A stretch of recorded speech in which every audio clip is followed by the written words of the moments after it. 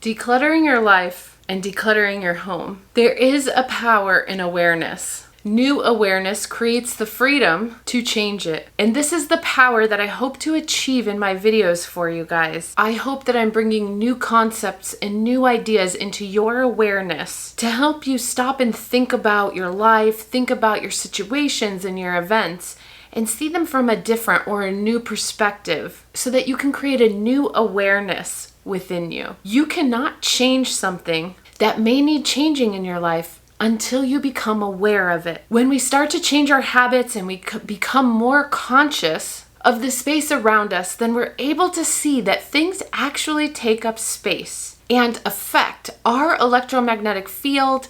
It affects our body, our mind, and our spirit. And this happens on a physical level. So we can be talking about material stuff around us in our space. This could be our daily habits and our daily living. So it could be the patterns and the habits that we do daily physically with our body, meaning if we sit at a desk all day, or if we stand all day in our job, or if we are inactive or active, if we have long commutes and we sit in the car for long periods of time.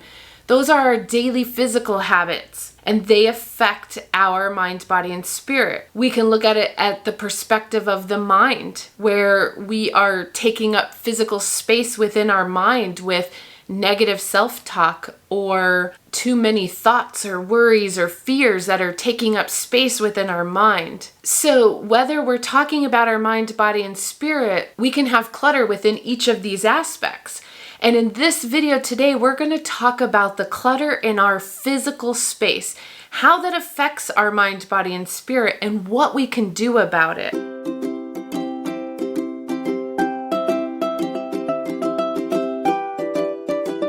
Hello, my beautiful friends. My name is Carrie Cox, and welcome to my channel where we learn how to use our personal power to build a connection between our mind, body, and spirit. If this is your first time here, please hit that red subscribe button and smash that bell notification button so that you can be notified when future videos are released. If you have a few things that you can declutter from your home, please give this video a thumbs up. Now, with this video, I am not promoting or saying that you have to be a minimalist, okay? That wouldn't be feasible for me or for my family because I have 6 kids and 2 dogs, and we have a lot of stuff, and it wouldn't be feasible to just go all in and clear all the physical stuff and clutter out of my home. It wouldn't be a lifestyle that I would even want to live at this time. Now, it could be something I work towards, but I don't know. We'll see where that goes. But what we can do today is start doing some very easy tasks to declutter our space so that we don't feel so congested or in chaos when we are in our physical space. Another thing by decluttering your space is it helps you to cut the ties that you may have built attachments to. And what happens is we create emotional ties to physical stuff. Maybe it's something that somebody gave to us as a gift, and so it has sentimental value, but we really don't like it and it's just taking up space. And that may be an attachment that we need to detach from. And by getting rid of it, we're detaching from that weight that is anchoring us. And so by getting rid of it, we are cutting that tie. But it's not easy to get rid of things that we hold sentimental value for. But it does affect our field around our body. So when we cut those attachments, we do feel better. When we clear the clutter, the physical clutter from our space, it also helps us ease our mind, body, and spirit. And when our mind, body, and spirit are not at ease, this promotes disease because it's a dis-ease in our mind, body, and spirit. Also, it has been proven that if you have a lot of things in your space or a lot of clutter, it actually raises your cortisol levels. So our clutter or our material things can be the very thing that stresses us out on an unconscious level. We may not be aware of it. I have these conversations with clients all the time when I'm talking about they may be stuck in sympathetic nervous system, and I'll have a conversation with them that they need to be shifting into parasympathetic nervous system more often. And the way you do that is by finding, what calms you, what takes you out of that stress environment and puts you into a calm environment, whether it's doing a light workout like yoga or doing meditation or listening to calming music, whatever that is for, it's different for everybody, but we need to shift sometimes into parasympathetic nervous system and calm the body. But if you are living in a state of chaos in your own home, on an unconscious level, you are being stressed because your cortisol levels are raising, and it could be your environment doing it to you. So we need to be aware of what our stuff could be doing to our body. And we need to remember that some people are going to be way more sensitive to it than others. And so if you have a spouse that's always trying to keep things neat and clean and in its place, it's because for them, that's what's creating safety for them. That's what's making them feel better, because with all that chaos of physical stuff, it's shooting their cortisol levels up and making them feel stressed. So they're trying to relieve themselves from the state of stress and feel more calm or feel more safe. So a lot of times you may have one person in the household that needs that cleanliness and the other people aren't affected by it, but the other people may not realize how much better they would feel if they had left stuff in their fields. And we can even bring law of attraction into this conversation, because like energy attracts like energy. And so if we have a lot of stuff or a lot of clutter around us, we are going to attract more stuff. If we are living in a state of mess, then we are going to attract more mess. So you can look at that as at a physical level, but you can also take that to a mental level. And if you have a lot of stuff physically cluttering you, you're going to attract more chaos on every level of your mind, your body, and your spirit. I love this quote that I saw that says, "Get rid of clutter and you may just find it's blocking the door you've always been looking for." And that was said by Katrina Mayer. And it's so true, because if you take that metaphysically and think about that, in our mind, when we clear the clutter away in our mind, which is what we do through meditation and through calming our mind, we're calming the mind chatter. We do find the door that we've been looking for to that next level of consciousness. And you can look at that from that perspective, or you can bring it back to a physical perspective. And the more stuff you have around you, the more you're being blocked from reaching that next level of consciousness. It's affecting how you feel every day. And how we feel affects our vibration. If we don't feel happy or feel successful or feel good, then we are promoting a state of unease within us, and that's how we start to physically manifest disease. So it's all about a feeling within us, and sometimes that clutter and that stuff around you may upset that feeling inside of you. So you may think about everything I'm saying and look around your house and think, okay, well, where the heck do I start? I mean, we've acquired so much stuff. We live in a very big consumerism time here. Like, we have a lot of stuff. Where do we start with all of this? And I want to say we're going to start, and if you follow me in this video series, you're going to follow me through trying to start doing this within my own house. We want to start at a very easy and basic level. We don't want to jump in and start getting rid of everything we're emotionally tied to, because then you're going to start to upset your mind, body, and spirit, and you're not going to be able to successfully achieve what our goal is here, because it's like you're trying to rip the Band-Aid off too fast. So we're going to start slow and easy and work gradually through this process, because this is a process. And a very easy place to start within this process is to start with your surfaces. So starting in the kitchen is pretty easy, because we don't have as many emotional ties to the things in our kitchen as we may in some other rooms of our house. So starting with your surfaces and maybe setting a rule like no more than 3 items on a surface. And anything more than that, you've got to get rid of. And maybe at some point you decide to even lessen that number, but 3 is a very good place to start. So you may start and think, okay, what can I get rid of? So we want to make some piles. We want to make a pile of, things that no longer look good and are broken and we don't need anymore, so you're going to throw away. And then we may have a pile of things we're going to donate and a pile of things we're going to sell, maybe worth something to somebody. But I started with a box, and this is going to be my sell/donate box. And then afterwards I'll go through this and I'll decide what I could sell. And then if I decide I can't sell it, then it will go to be donated. And I'm just going to clear away as many items as possible. And I'm not yet going to jump into the things that I may be emotionally attached to.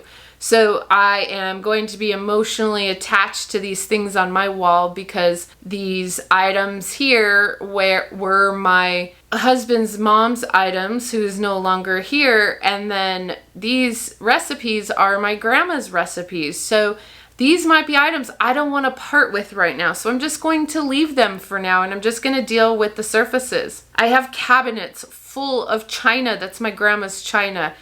And again, that's something that I'm too emotionally attached to. So I don't ever use this china ever. First off, you can't put stuff in the dishwasher. And so I'm all about convenience. So if it can go in the dishwasher, I would rather use that, or something that I don't have to do a lot of dishes, because we have a very large family. Within our immediate family, having 6 kids, there's 8 of us eating at a time.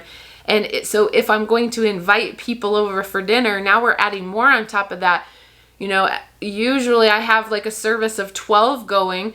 I don't want to wash all those dishes. So the china isn't ever being used. It's just taking up space in these cabinets, and I could be using that space to put more useful things in there. But emotionally, I'm attached to this stuff because this stuff belonged to my grandma, who's no longer here. And so I don't want to go right to these emotional ties to cut yet. I want to start with the easy, basic things that I have purchased that I no longer need and don't have any ties to. I'm going to start there. And then at some point, I will attack these more emotional items. Now, working on this smaller area of the countertop, I may decide 3 items is just too much. The only thing that belongs over here is something like this electronic salt and pepper shaker, which was a wedding gift. So not only does it have some sort of emotional attachment, it's very useful and practical. So I'm going to decide to leave this on the counter, and everything else must go off of the counter. And then I just want to go around, maybe pick 1 or 2 rooms of the house and go around and decide on some things that you can get rid of, and maybe use that rule of only 3 items per surface for now, and gradually start letting go of things. As we start letting go of things, the reason why we want to make this a gradual process is because this is like shedding weight. And you may find that as the more and more you clean out of your house, you may actually start to shed a few pounds, because you are letting go of attachments, and attachments hold us down. They create weight. They feel physically like weight. It feels heavy and dense. And so the healthy way to shed weight is not to just go on some severe restricted diet and completely shed a ton of weight all at once, because then we all know it all comes back over time. We want to go through a very gradual process where we are releasing with patience, and it takes time. And so as we do this process of cleaning and decluttering our home, and we do this on a gradual process, we're going to find that we're doing that the right way. We don't want to just go in and get super motivated and clear everything away, because what happens is you start looking around like, oh my gosh, I have all this empty space. Now I've got to fill it with something, and you start getting ideas of things to buy and ideas of ways to fill that space because it feels too empty and it's almost uncomfortable. And so this gradual process is going to help you to let go of things. And one of the things I really like about this process is that, as you grow and evolve in your own self-development journey, you're going to find that not only do your taste and decor and stuff change, but you start changing as a person and things start becoming more important to you. Here's a very good example. Very, very recently, indoor plants has become much more important to me because I see the value and the relationship that you can have with a plant. So there is a relationship there. It is a living thing, and it has a lot of benefits in sharing your space with plants. Not only do they help clear negative energy for you, but they do help protect you against EMF. They help clear the air that you're breathing. And so plants have benefit, and I want to be able to bring more plants in, but I don't want to bring more stuff in with already having too much stuff. So we can create a rule here where every one thing you bring in, you've got to let go of two things. So that may be something that could help you, so that if you do want to fill some of this extra space that you're creating with something like plants, then tell yourself, okay, I'm going to bring this plant in, but I'm going to let go of two things in this room to add this plant in. And so that's how we can start to bring some new things in. So I just wanted to share these tips with you because this is what I'm starting to do in my own home, just as I showed you here today in this video. And I'm going to do some more videos on this topic as I start to clear out my house, because I know that that can be a very daunting task. And then it could also be a very emotional task. But my choice is to, in the future, live a little bit more minimally. My ultimate goal that I'm currently manifesting is to someday shift to more of an RV life living. And so in order to go from a, full-size house into living in a smaller space, you have to start letting go of things. And so in order for my future plans to manifest, I have to start working goals towards that. And one of those goals is going to be detaching and moving away from all of the things in my house, because I can't take all of this stuff with me when I convert to that smaller space of living. And I also can't take any of this with me when I do pass on. And so there's no reason to hold on to all this stuff, really. And I look back over my life and I know how I felt after I went through my divorce of my first husband, and I had lost 50% of the items that I had owned because we had to split everything. It taught me a lot of things. And one of those things that it taught me was how freeing it felt to let go of all of those attachments to all of those things.